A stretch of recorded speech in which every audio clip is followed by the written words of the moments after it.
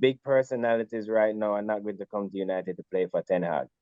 Ten Hag needs young players who he can mold and he can make what he wants to make. Ten Hag, You no know, seasoned player with a big name is going there to play for Ten Hag. But, and to piggyback on what Peter is saying, to also, I think there's a little thing on the inside where he's saying that he's putting a salary cap of 200K because he doesn't want any jealousy on the inside. how true is that? I think he has an issue training. That's a real thing. I just think, boy, to be honest, it would appear true because he just looks like he doesn't really have, like a strong enough personality, or I think he leans to be the boss. He doesn't really want to have a superstar to have to deal with that stress. I don't feel like he can manage personality as well. He would have to have a high level of confidence in, one, his coaching abilities, and two, his recruitment ability to impose a structure like that. Because we saw his cockiness. But look at the structure. But we saw his cockiness fail in the transfer market with him feeling like, oh, I'm Ten Hag. I can just go back and grab all of these Dutch players. Anybody I want is going to come kind of mentality. And Limbs, look at the team. What you did, you lynched our entire season on De Jong. You missed that. You went and grabbed Malacia, like for what? We already had Wan-Bissaka. I don't think Malacia is any more effective than Wan-Bissaka was. All Dutch players. Dutch players. Yeah, Dutch players. I feel like he kind of went in with an air of cockiness in that sense. I mean, but it's working as far as where we are now. So that's all the attention. What do you say? Delve other ways. All right, so he signed Lisandro Martinez, which a good signing. Yeah. Ericsson, free transfer, good signing, and Casemiro. 3 signings that fit into the first team that, I think has transformed kind of like our entire style of, and our consistency, right? So immediately, I don't know. There's no way they're going to cap salaries at 200,000. If I can't see that. There's no way. If his intention is to, so for example, Peter, to your point, would you, like, in terms of the mold of player that you think he's looking to sign, would you consider Jude Bellingham to fit that mold, or you think Jude Bellingham would go somewhere else? Jude Bellingham would fit that mold because I think Jude Bellingham does fit that mold as a baller, but I also believe that Jude Bellingham thinks he's more than that. So he would not. I don't think he would, but I think he would fit perfectly. I think that's the perfect kind of baller for Ten Hag to mold, a young baller who is doing him thing, active, and he can work in different ways. So Ten Hag could work with him in different ways to do that. But I feel like he, in his head, is beyond that. I feel like in his head, he's, Madrid, Barcelona, whatever. So but then also if you look at, all right, I guess I would consider Rashford to be a big personality at this point, right? Yes, sir. Well, to some extent. Homegrown though. Yeah, okay. Casemiro and Varane, they won everything except for Casemiro in the World Cup. I consider them to be big personalities.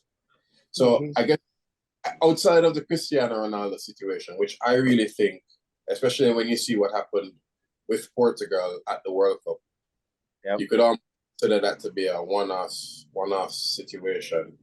Where else do you think he has failed in terms of, managing big personalities? Well, first I would go back to the Casemiro and Varane thing, because Varane, I might give you that, but Casemiro, I feel like, was not a big yes, he's a big personality, but he came to United kind of at the end of a career, at the end of a great run. Let's come here and do whatever we can do for the time left. I don't feel like Casemiro really came to make a name. He made his name at Real Madrid. You saw even the answers. That was a narrative, but look how him playing. You can't really say that's his motive.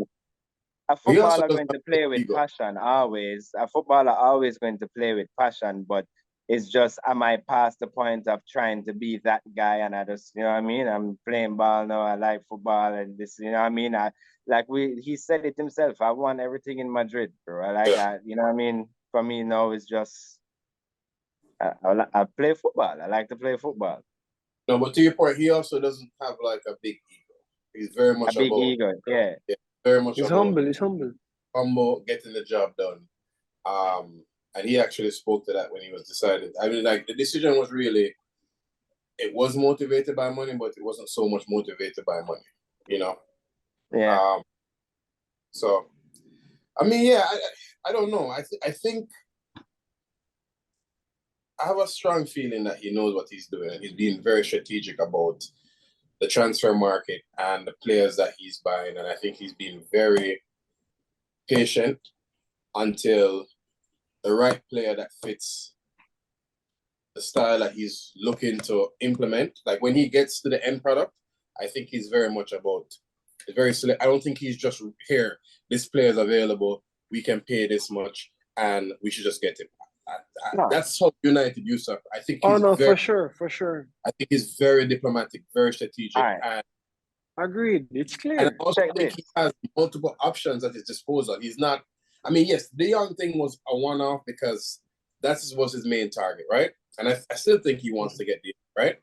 Unfortunately, he was at a more premier club, right? A dream, like a childhood dream kind of club. So he refused to move. But the pivot to Casemiro, to me, off the bat, to me was almost brilliant. You know, I give him that. The United of old would have just ended up with, okay, we didn't get who we want, so we're gonna have to just stick it up with Fred and McTominay. And he was just like, okay, let's wait till we get to the end of the window. But he always knew that, okay, if the young doesn't work out, these are the next two options, right? So I like that about him, you know. All right, I'll give him that.